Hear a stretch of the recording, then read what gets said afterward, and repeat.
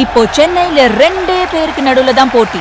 ஒன்னு இஎம்ஐ, இன்னொன்னு rent. Porur, Kattupakkam. Rented ஹவுஸ்னா உங்க ரெண்ட், அவங்க அசர்ட். ஓன் ஹவுஸ்னா உங்க இஎம்ஐ, உங்க அசர்ட். For bookings call 8682089820.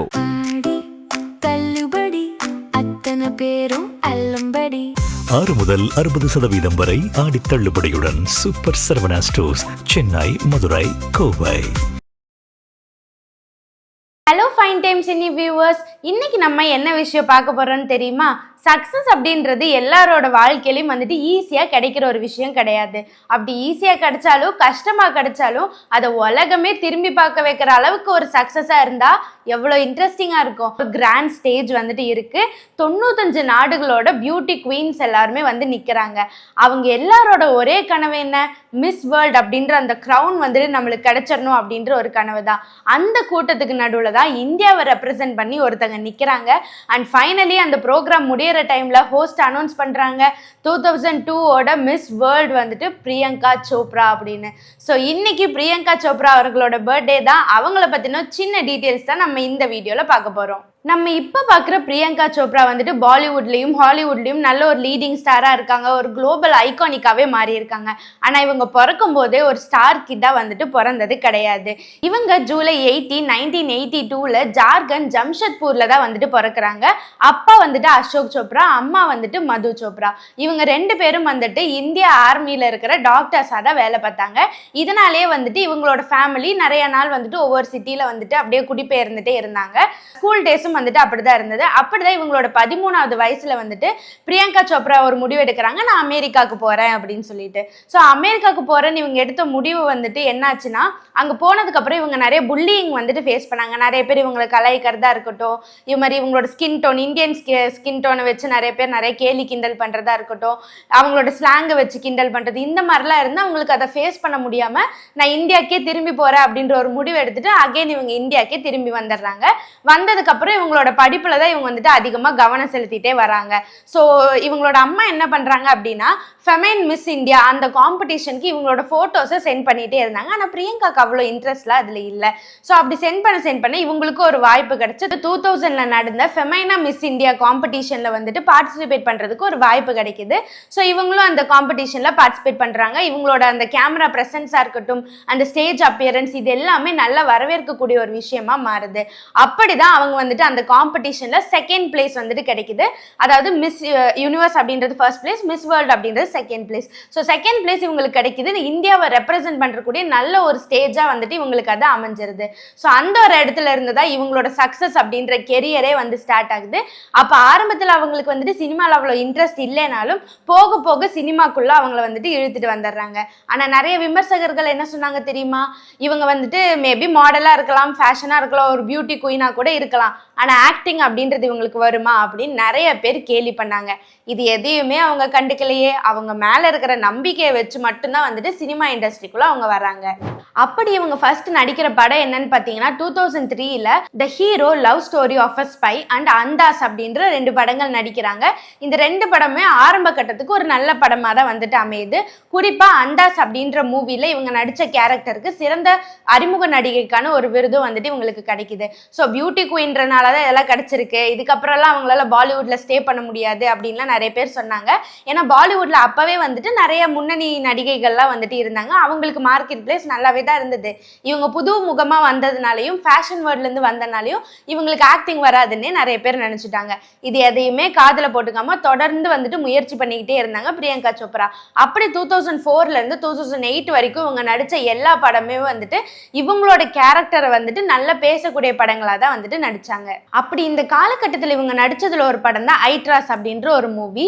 இந்த மூவில பாத்தீங்க அப்படின்னா பிரியங்கா வந்துட்டு ஒரு நெகட்டிவ் ரோல்ல பண்ணியிருப்பாங்க.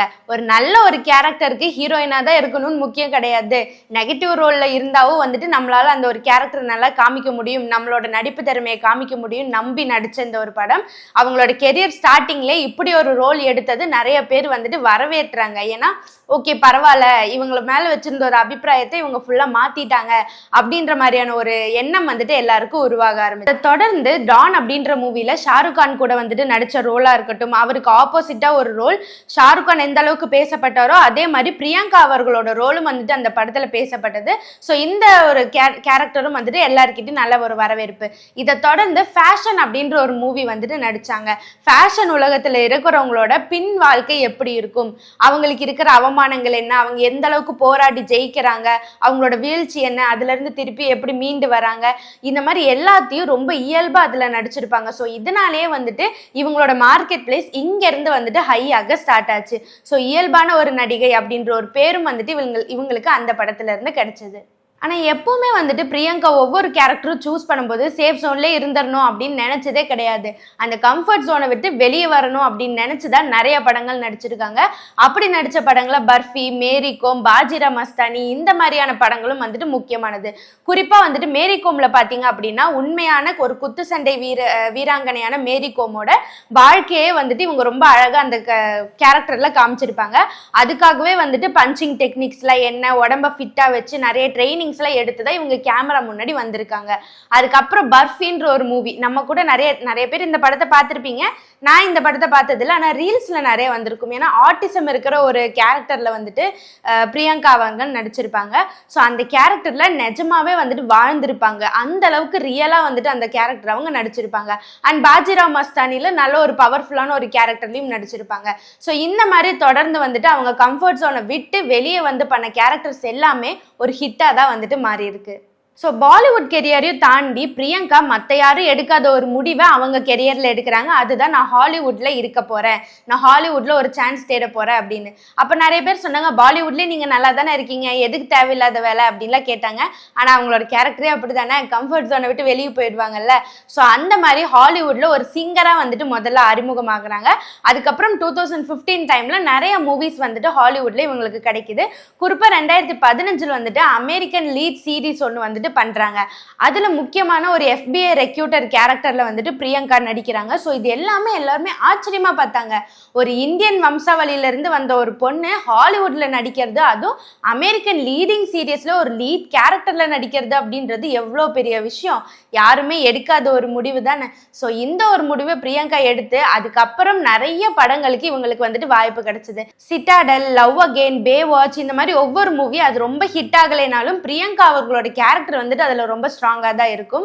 அதுக்கப்புறம் பிரியங்கா வந்துட்டு கொஞ்சம் கொஞ்சமா குளோபல் ஐகானிக்கா மாற ஆரம்பிச்சாங்க. ஒரு நல்ல பிசினஸ் உமன், நல்ல ஒரு ப்ரொடியூசர், நல்ல ஒரு பிராண்ட் அத்தாரிட்டி அண்ட் யூனிசெஃப் குட்வில்லோட அம்பாசிடர், இப்படி அவங்க உலகம் ஃபுல்லா வந்துட்டு பார்க்கப்படக்கூடிய ஒரு நடிகையா வந்துட்டு மாறினாங்க. அதுக்கப்புறம் 2018 வந்துட்டு அமெரிக்கால இருக்கிற ஒரு லீடிங் ஆக்டரும் ஒரு சிங்கருமான நிக் ஜான்ஸ் அப்படின்றவர் வந்துட்டு கல்யாணம் பண்ணிக்கிறாங்க. 2 பேரோட திருமண வாழ்க்கையும் வந்துட்டு ரொம்ப ஹாப்பியா தான் இருக்கு. அவங்களுக்கு ஒரு சின்ன ஒரு பொன் குழந்தையும் வந்துட்டு இருக்காங்க. ஸோ இது எல்லாத்தையும் தாண்டி பிரியங்கா வந்துட்டு ஆரம்பத்துல ஒரு புல்லிங் எல்லாம் ஃபேஸ் பண்ணி என்னால் அதை எதிர்கொள்ளவே முடியாதுன்னு அமெரிக்கால இருந்து வந்து இந்தியாவுக்கு வந்து அவங்களோட கெரியரை ஸ்டார்ட் பண்ணாங்க இல்லையா, அப்பவும் அவங்க கம்ஃபர்ட் ஜோன் விட்டு வெளியே வந்து தான் ஸ்டார்ட் பண்ணாங்க. சினிமாவில் பாலிவுட்ல என்ட்ரு ஆகிட்டு நான் ஹாலிவுட் போறேன்ற ஒரு முடிவும் வந்துட்டு கம்ஃபர்ட் ஜோன்ல இருந்து வெளியே போய் தான் வந்துட்டு எடுத்தாங்க. அந்த ஒவ்வொரு முடிவும் இவங்களுக்கு சக்சஸ் அப்படின்ற ஒரு விஷயத்துல தான் கொண்டு போய் முடிஞ்சிருக்கு.